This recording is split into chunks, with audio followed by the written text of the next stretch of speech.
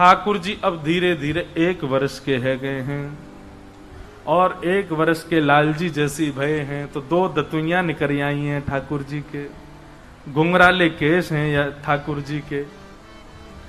और लाला अब नेक नेक धीरे धीरे उठें, कोई सहारा पकड़ करके खड़े हो जाएं, और खड़े करके फिर यशोदा मैया उंगली पकड़ाए दे, सो ठाकुर जी धम धम करके नेक नेक चलें। जैसे ही यशोदा मैया अपनी उंगली छोड़ दे, भयभीत हो जाते हैं ठाकुर जी, अब गिरो, आगे की तरफ जामे, फिर पीछे जामे, फिर आगे जामे, फिर पीछे जामे, फिर धड़ाम से गिर जाए, फिर रो में, और रो काय कुरे बुलबा जमीन को देख के रो रहे, मैया जाने में मारो, बोल तो सके ना ने कि कभी, बस आए हूं करें। लाला 1 वर्ष के है गए।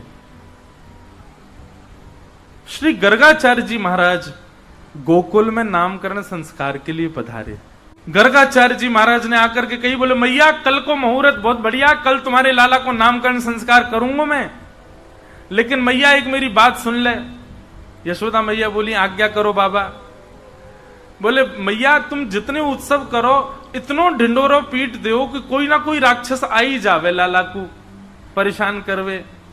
या हमारी मेरी बात मानो, लाला को नामकरण संस्कार तो गोपनीय भाव ते करियो, कोई को मत बताइयो।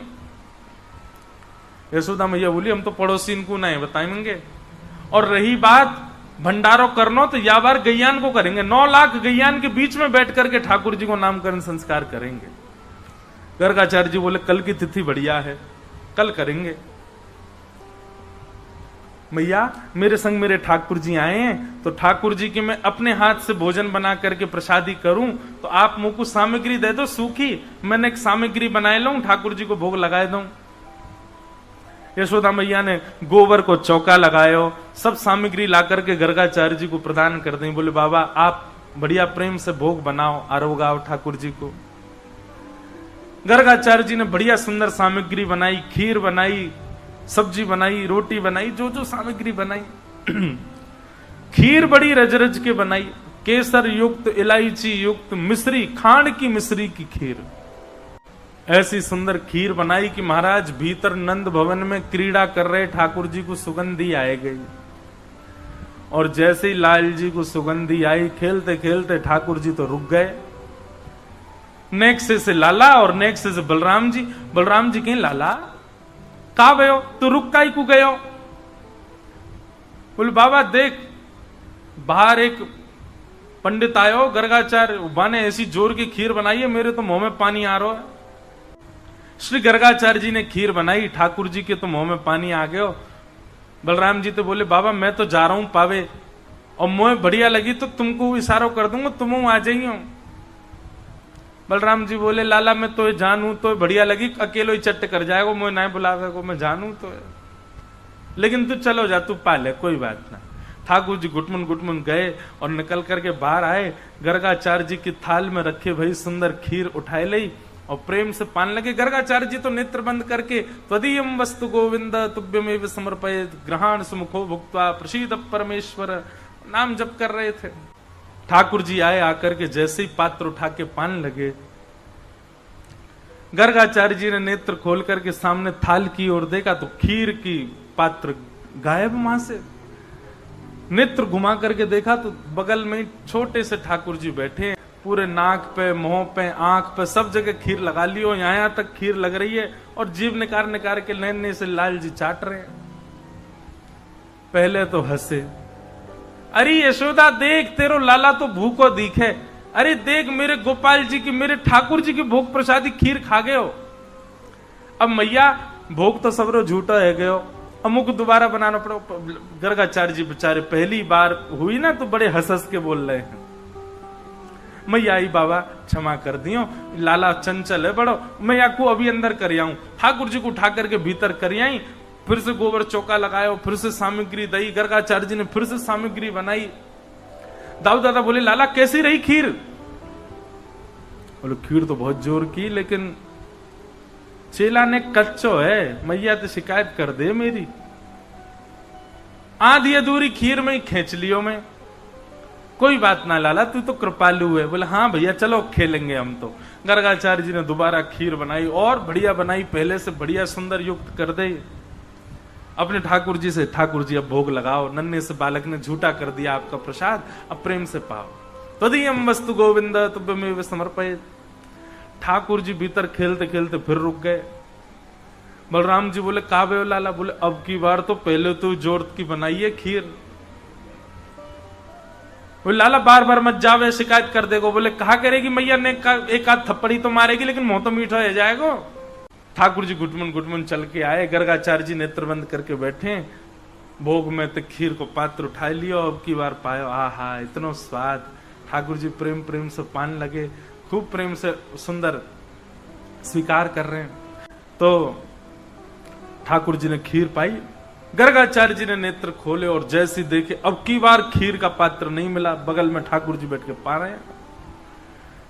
गर्गाचार्य जी को अब तो क्रोध आ गया। बोले यशोदा, अरे मैया देख तेरे लाला ने कहा कियो, मेरे ठाकुर जी को पहले वो भोग झूठो कर दियो, फिर तो भोग झूठो कर दियो। मैया अगर तेरे मन में नाए हो तो मुझे बता दे, मैं कहीं और जाके भोग लगा लूंगा। मेरे ठाकुर जी इतना लंबा सफर करके आए, भूखे प्यासे बैठे बेचारे, ये तेरो लाला भोग ही ना लगान दे रो।